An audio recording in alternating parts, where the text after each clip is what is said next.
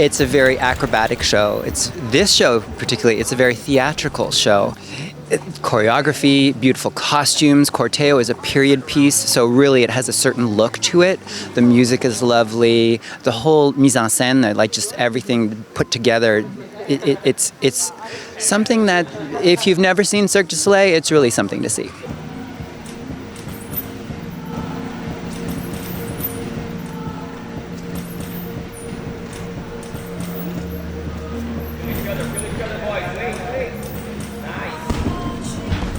And it's very interesting because I can see the stage being just in the middle of the arena. That's not something that's very usual. And I think this was the first time that Cirque did this, where it's sort of a two-sided show.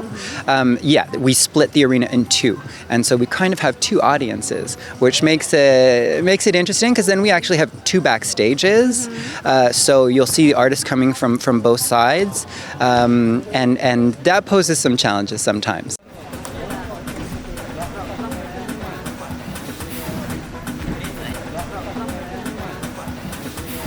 So what is the most challenging? Like, what are the challenges of putting something like this on? Because you go around the world with the show and you have to bring everything together with you. So there must be a lot of challenges. Yeah, so I would say most of the challenges would be on the technical side.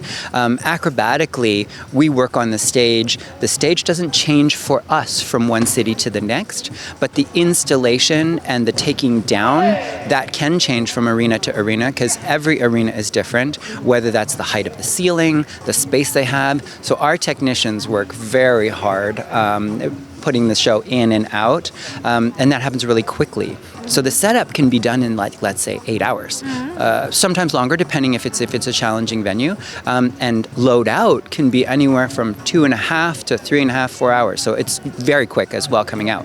I heard you have your own kitchen.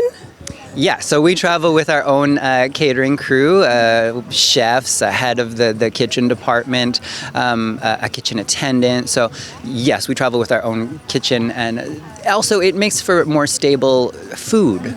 So obviously you want to be eating as healthy as possible. So yeah, I think pretty much every single Cirque du Soleil show has some sort of catering that they try to make stable.